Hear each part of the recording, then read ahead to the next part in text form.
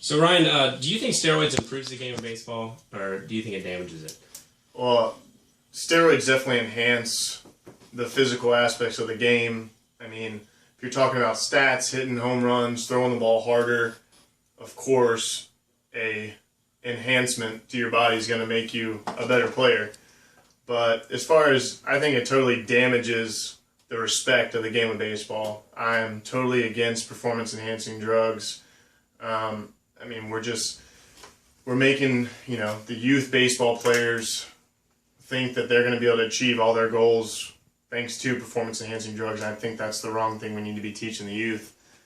For me, it was always about trying to outwork everybody, trying to be the best that I could be, not the best that something could make me be. So to answer your question, I think it definitely enhances your performance just as a claim, but it's definitely tarnishing the game itself of baseball.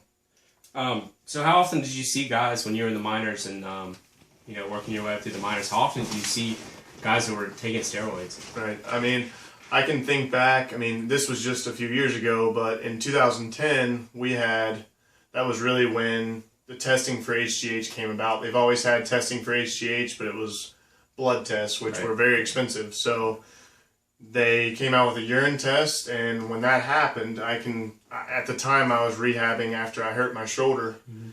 So I was down at our facility in Arizona in rookie ball, and I would say in that locker room there were somewhere around 30 guys in there, and 12 guys tested positive the first day they tested for it. So again, that's one locker room that I witnessed, but I know for a fact I've talked to guys personally. Obviously, not going to mention names, but I've known numerous athletes that were honest with me about taking them. So, I mean, I think it's safe to say at least a quarter of the athletes that I came across were taking something. Wow.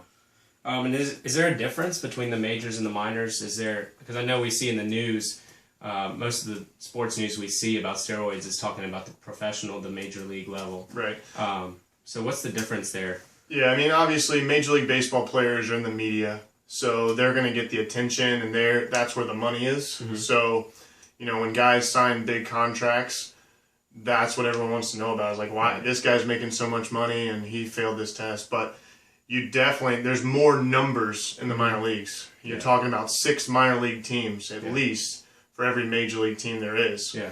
So there's roughly 180 minor league teams out there. Right. And if you figure the stat that I gave you, close to a quarter or half of those players testing positive, that's where the real issue is. I mean, all the guys in the minor leagues, they're not paid a ton of money. They're all reaching for that major league contract. Right. I believe the major league minimum, for what guys were paid was just over $500,000, and that's if you're riding the bench. So for a guy that's, making a couple $1,000s a month in the minor leagues, he's looking to get just that 1 year in the major leagues to make $500,000. So for them, that's where you see the PEDs coming to the surface more. Right.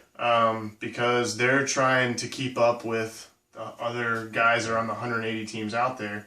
So I would say there's definitely a bigger concern in the minor leagues, and that's where you're going to obviously see more positive tests. Right. But you're just going to see it pop up in the media from the major league. But majors. I don't think there's much of a difference. I think that you have consistent numbers across the board. You may see that there's more guys on a major league team that are taking it than minor league guys because all those guys got there somehow, and it's not always on just natural talent. Gotcha. With the MLB's drug policy now, how do you feel? Is that effective, or do you think it should be stricter? What do you think about the MLB drug policy?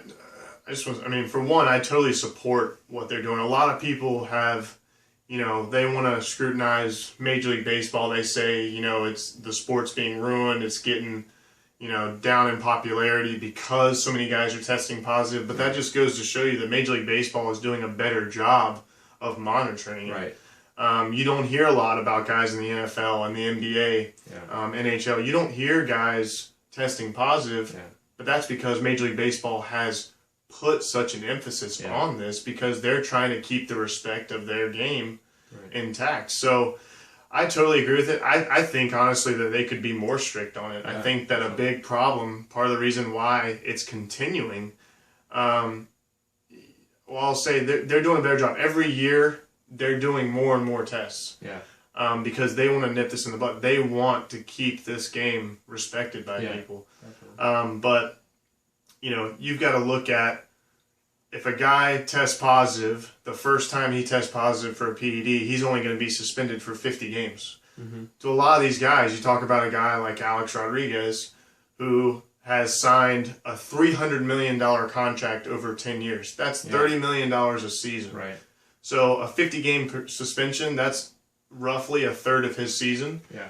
He's only losing $10 million out of his $300 million contract. Yeah, that's not that much. Yeah, that's change to a guy like that. So if you tell that guy, look, your first strike, you're going to be suspended an entire season. Yeah.